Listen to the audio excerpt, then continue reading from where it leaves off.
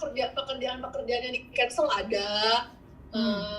Tapi ya itu dia, ternyata aku dapat gantinya dengan jalan yang jauh lebih yang tidak diduga-duga itu gitu. Ibaratnya ya aku ya bisa. Assalamualaikum warahmatullahi wabarakatuh. Kembali hadir bersama dengan saya Liza Japri di buka-bukaan spesial dari rumah aja bersama dengan Gun yang kini hadir dengan formula pH balance yang dapat mengurangi terjadinya ruam. Nah, edisi buka-bukaan ini masih spesial karena dilakukan dari rumah saja mengingat kondisi COVID-19 yang masih terjadi hingga saat ini. Kemudian ada artis yang tentu akan bersama dengan kita saat ini ngobrol-ngobrol bareng secara online masih gitu kan. Dan siapa artis tersebut? Tidak lain dan tidak bukan Fitri Tropika atau kita biasa panggil dengan nama Fitrop. Hai Fitrop. By the way, apa kabar? Terima kasih sudah berbincang-bincang online gitu ya. Terima kasih udah kasih alasan untuk akhirnya make up di rumah ya. Gak ada alasan, terus make up cuma keras. Ya nggak apa-apa dong, biar tetap kinclong harusnya make upan seminggu sekali gitu paling nggak ya. Aduh, motivasinya kurang kuat kalau cuma buat ke dapur doang. Akhirnya sekarang aku bisa make upan. Jadi gimana setelah punya anak 5 bulan, kehidupan baik-baik saja? Apa yang paling berubah? Karena memang sebelum punya anak tuh aku banyak cari tahu, banyak cari informasi, jadinya tuh mungkin nggak sekaget dibandingkan waktu awal, malah nggak sekaget dibandingkan waktu awal berumah tangga punya suami, gitu. Jadi aku lebih prepare punya anak malah, karena sebelum lahiran tuh udah banyak cari ilmunya, soal menyusui, soal parenting. Emang belum expert banget, tapi kayak kurang lebih badainya akan seperti apa, udah tahu dulu, jadinya lebih prepare gitu. Oke. Tapi kalau boleh cerita sedikit ya, ini kan perjuangan untuk mendapatkan anaknya ini tidak mudah gitu ya, Fit ya. Gitu. Itu prosesnya apa aja yang dilalui sama Fitrop? Jadi justru aku tuh emang baru dapat sadar itu di tahun ke-5. Masuk ke 4, setelah 4 tahun lah, setelah 4 tahun. Cuman memang dari awal nikah sampai 4 tahun itu tuh nggak pernah yang ngoyo gimana gitu. Justru malah orang-orang pada bilang, lakuin apa yang kira-kira nanti begitu dapat punya anak lo nggak bisa lakuin, lo traveling yang jauh, yang nggak accessible, yang nggak kids friendly gitu. Jadi akhirnya waktu itu terngacau sampai udah mau hampir ke kutub tuh dulu. Ke Rusia, tapi atasnya lagi udah ke kutub. Ya udah mikirnya kan nanti kalau udah punya anak belum tentu bisa gitu kan. Jadi akhirnya sepanjangnya malah menikmati sampai di satu titik yang udah 4 tahun itu baru ada rasa kepengen, dan aku tuh baru nggak kalau aku ternyata punya PCOS. Jadi aku obatin PCOS aku itu, dan ternyata tadinya udah sempat kepikiran mau bayi tabung, tapi setelah aku baca-baca si PCOS ini bisa mengganggu proses bayi tabung. Jadi daripada boncos udah bayi tabung tapi terganggu sama PCOS, karena bayi tabung lumayan kan. Jadi aku obatin PCOS-nya dulu. 2 bulan obatin, alhamdulillah ternyata langsung dikasih. Iya, tapi sharing aja ya, karena kan ini kan yang nonton YouTube buka-bukaan Orami ini banyak moms gitu kan, memang channel untuk moms, untuk keluarga. Mungkin ada yang belum paham, Fit, PCOS itu apa sih gitu, bisa dijelasin sedikit nggak? Jadi PCOS itu Polycystic Ovary Syndrome. Jadi ciri-cirinya ya, itu tuh aku tuh dari SMA, dari masa remaja sampai sekarang remaja banget. Aku tuh menstruasinya tidak pernah teratur. Jadi bisa yang kayak 4 bulan sekali, bisa setahun sekali, bisa sebulan 3 kali, bisa 3 bulan sekali, benar-benar serandom itu. Cuma dari dulu itu setiap kali aku periksain ke objin. Nah ini yang harus diperhatikan ya.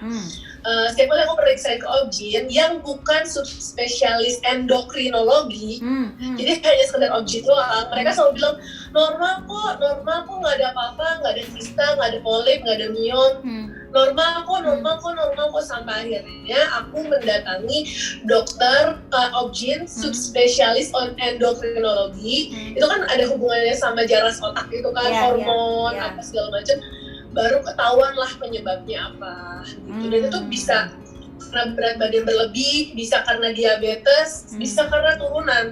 Nah aku tuh faktor genetik turunan, karena ternyata mama aku dulu juga sama kayak gitu. Gitu. Jadi ketika ketahuan si sumber permasalahannya, ternyata alhamdulillah dengan dalam waktu 2 bulan Allah kasih gitu. Terus proses pengobatannya apa aja tuh untuk PCOS?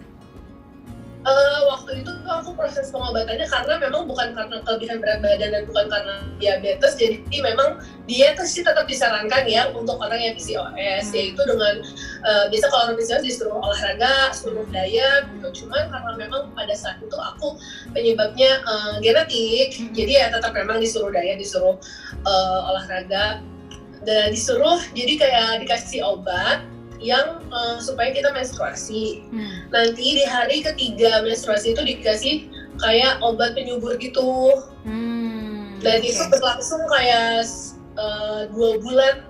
Aku alhamdulillahnya berlangsung 2 bulan, akhirnya malah dapet gitu. Karena pada saat aku datang ke dokter ini, dokter tanya mau sekalian program hamil nggak?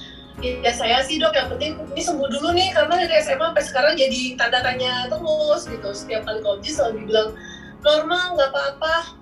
Padahal aku ngerasa ada sesuatu, nggak mungkin kalau normal tapi menstruasinya sengaco ini gitu.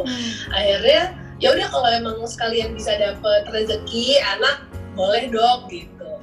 Jadi akhirnya waktu itu suamiku udah sempet hampir mau tes sperma juga kan. Sebelum suamiku tes ternyata alhamdulillah udah dikasih gitu. Tapi sempat nggak sih secara psikologis tuh ngerasa down, terus takut apa pula nih PCOS, apa pula yang aku dapat nih gitu? Ada nggak sempat secara psikologis tuh down, terus merasa bahwa aduh bisa nggak ya memberikan keturunan untuk pasangan gitu? Sempat nggak ada pikiran-pikiran? Nah justru itu aku mau mengobati PCOS itu ketika sudah di tahun keempat. So, aku sempat ngerasa down itu adalah ketika aku waktu setahun sebelum aku hamil itu, aku tuh kan kena TB kelenjar. Terus dibilang padahal pada saat itu aku lagi pengennya nih, di tahun ketiga aku nikah itu aku lagi pengennya punya anak nih. Kayaknya udah mulai ada garing nih berdua doang gitu. Tapi ketika aku pengen, ternyata aku kena TB kelenjar. Kenapa ketahuan? Dan disarankan untuk waktu itu sampai ketahuan ternyata ada TB kelenjar gitu? Iya, aku sakit waktu itu, sakit ada TB kelenjar. Terus dokternya bilang nggak boleh program hamil karena TB kelenjar itu harus minum obat selama 9 bulan. Dan itu tahun 2012 berarti ya. Dan selama 9 bulan, dan itu obatnya keras banget. Jadi kalau misalnya aku hamil tuh itu akan kasihan untuk janinnya. Jadi either bayinya bisa ketularan TB atau bisa rusak karena obatnya. Jadi itu sempat agak down. Akhirnya aku mengobati di tahun 2013-an, begitu udah selesai minum obatnya, baru deh gitu kayak kayaknya udah mulai enak nih gitu. Sorry, ini aku tadi urutan tahun-tahunnya aku lupa. Nggak apa-apa. Baru kawin ya. Nggak apa-apa, itu oke. Urutannya menclok, aku lupa sekarang 2020 ya, udah lumayan nih. Kita kelamaan di karantina juga udah lupa hari apa. Ya akhirnya ya udah ngobatin TB, setahun kemudian muncul lagi tuh keinginan si pengen punya anak itu gitu. Akhirnya barulah ya udah, daripada bayi tabung obatin PCOS dulu deh, daripada udah keluar biaya untuk bayi tabung tapi taunya nggak dapet gitu. Terus ternyata begitu diobatin 2 bulan alhamdulillah dikasih. Gimana sekarang perubahan yang paling signifikan antara Fitrop sama suami setelah punya anak, ada nggak? Susah pacaran? Apa ya? tetap bisa. Oke, alhamdulillah ya. Kalau ada cara, tenang aja. Harus bisa kita itu, upayakan, ya. asalkan kita bertekad kuat. Asalkan kita bertekad kuat, semua bisa jalani, semua bisa kita lakukan, semua bisa terjadi.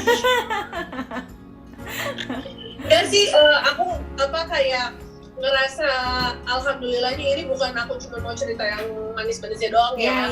Tapi memang aku rasakan kayak lebih solid as a family gitu. Kayak suami aku juga merasa ada tanggung jawab besar nih yang sedang kita harus perhatiin gitu. Jadi kayak lebih ngerasa as a team aja, lebih kayak ngerasa lebih lengkap. Kalau lagi giliran begadang-begadang bangun, dia juga ikut bangun. Tips untuk para mamis. Coba disampaikan. Saat hamil, ini yang membantu aku untuk melewati baby blues ya. Itu adalah suami aku bangun tengah malam. Karena kalau malam kan ya kalau kita siang malam sendiri mau sok ngadepin semua sendiri itu nggak akan bisa. Kita nggak akan waras karena emang kan capek banget. Badan habis melahirkan tuh benar-benar babak belur. Tips untuk para mamis, jangan sampai lupakan tips ini. Saat kalian lagi hamil gede, saat kalian lagi lemah-lemahnya, suami lagi sayang-sayangnya, kalian ngomong di depan papa mertua, depan orang tua kalian bikin perjanjian, iya nanti kalau lahiran nanti bantuin ya mas ya, malam-malam bangun, udah janji kok gitu. Saksinya banyak ya. Lahir dia harus merealisasi perjanjian. Kan biasa, apalagi kalau anak pertama kan cowok nggak tahu ya kalau punya bayi itu sebutan, mereka bayanginnya kan yalah bangun tengah malam tuh gancil gitu kan. Jadi bikinlah dia untuk berjanji mau bantuin bangun tengah malam. Pada saat kita lagi hamil gede-gedenya, dia lagi sayang-sayangnya, bikin perjanjian itu. Jadi begitu bayinya lahir, baru mereka tahu rasanya bangun malam. Tapi momen terbesar dalam hidup Fitrop apa? Ada nggak yang sampai dengan sekarang? Apakah pada saat punya anak atau lebih momen yang paling keputusan terbesar itu pada saat memutuskan berhijab? Apa yang momen paling big wow gitu dalam hidup seorang Fitrop? Iya, jadi pada saat sebelumnya aku tuh kayak bisa dibilang yang semua aku pengen tuh udah aku dapet, kasarnya lah ya gitu. Karena kan saya bukan artis semua yang ingin go internasional, jadi kayak segini aja udah ngerasa cukup gitu. Tapi ketika aku ngerasa semua apa yang aku inginkan aku dapet tuh kayak malah aku nggak konten gitu, malah kayak kosong gitu. Kok aneh ya, harusnya pas gue udah dapet semua yang aku pengen tuh harusnya aku merasa happy, aku merasa puas. Ini aku malah unsatisfied, kayak ada yang kosong gitu, dan kayak malah resah gitu. Dan sampai akhirnya suatu hari tuh aku ada kayak lihat video gitu. Ada salah satu video yang pokoknya kayak randomly aja gitu, itu bilang bahwa kalau ibaratnya gadget atau misalnya gadget atau handphone aja itu kan ada manual booknya kan, supaya gadgetnya itu tidak rusak, tidak cepat rusak, nggak cepat ngehang, nggak error, nggak bisa berjalan dengan bisa melaksanakan fungsinya dengan sebaik mungkin gitu. Ya gitu juga manusia gitu. Dan pada saat itu aku kayak kayaknya mungkin errornya gara-gara itu, karena gue nggak baca manual booknya. Baca, cuman dulu aku baca tapi tidak dalam, aku cuma baca sesuatu yang tidak bisa sepenuhnya mengerti, karena kita kan tidak mengerti bahasa Arab ya. Jadi dulu tuh aku cuma baca Quran, cuma baca aja tapi tidak baca artinya, nggak berusaha cari tahu baca hadisnya gitu. Jadi akhirnya aku perlahan mulai baca, kayak mulai resah nih, karena ada beberapa part yang ini benar nih, ini benar, makin aku baca makin banyak yang tidak bisa aku menyangkal kebenaran dari Al-Quran yang aku baca itu gitu. Dan jadi kayak makin yakin gitu, kalau lo mau benar, lo nggak mau ngehang, lo nggak mau error, baca dan sebisa mungkin lakuin apa yang disuruh, jangan lakuin yang nggak disuruh gitu. Iya. Dan dari situ mulai muncul keresahan gitu. Kalau makin malah aku berkaca sama hidup aku malah makin yakin, ya aduh bener banget lagi nih, gitu, bener banget gitu. Dan ibaratnya bukunya aku percaya nih, Al-Qur'annya aku percaya, perintahnya masa aku nggak percaya gitu kalau itu akan baik buat aku gitu. Akhirnya dengan ketakutan apa segala macam, mikirin pekerjaan, aku memberanikan di awalnya tuh nggak berani, tapi ketika aku ngobrol sama suami aku bilang, kenapa takut soal kerjaan? Kalau banyak kok ceweknya pengen kerja masih cantik-cantik aja. Nggak kok, kalau cantik aku tenang aja, aku yakin aku cantik gitu. Bilang. Pede banget kakak. Hebat. Nah tapi sebelum bilang kalau soal kerjaan ya udah tenang aja, apapun yang terjadi kita hadapin sama-sama. Nah aku mungkin kalau dulu nggak disupport sama suami juga mungkin nggak seberani itu gitu. Tapi akhirnya suami aku support. Akhirnya alhamdulillah pakai dan kayak ya udah gitu, berasa semakin tenang gitu. Ini udah berjalan berapa lama nih berarti berhijab? Sudah 2 tahun dan mau 2 tahun ya. Nah, tantangan terbesar sepanjang mau 2 tahun ini gimana tuh Fit? Apa tantangan yang paling besar setelah berhijab? Justru pas awal-awal itu gini, pas awal-awal itu kan ketakutan aku tuh banyak gitu. Aku takut, ya maksudnya soal pekerjaan ya. Terus udah gitu soal netizen aku takut. Karena aku takut tidak bisa memenuhi ekspektasi netizen itu yang ibaratnya kalau berhijab itu harus santun, anggun, kalem, diem, yang ibaratnya sangat agak jauh banget dengan karakter aku kan, yang ekspresif gitu, kadang-kadang cuawaan lah segala macam gitu. Tapi ternyata apa yang aku takutkan tuh setelah aku jalin 2 tahun nggak segitunya banget kok. Ada kok momen-momen yang ibaratnya emang bikin kita insecure, tapi ternyata nggak segitunya gitu, nggak menakutkan apa yang ada di pikiran kita. Masalah rezeki ternyata nggak segitunya. Dan benar-benar memang ternyata Allah ada kasih rezeki yang dari jalan yang tidak diduga-duga. Gitu. Kalau dulu tuh aku mikirnya rezeki itu pasti dari syuting. Ternyata Allah kasih banyak rezeki yang aku tetap bisa di rumah sambil ngasuh anak, dan rezeki yang aku dapat itu bahkan jauh lebih daripada aku yang harus berangkat setiap hari syuting sampai tipes setahun 3 kali. Itu aku merasakan sendiri gitu.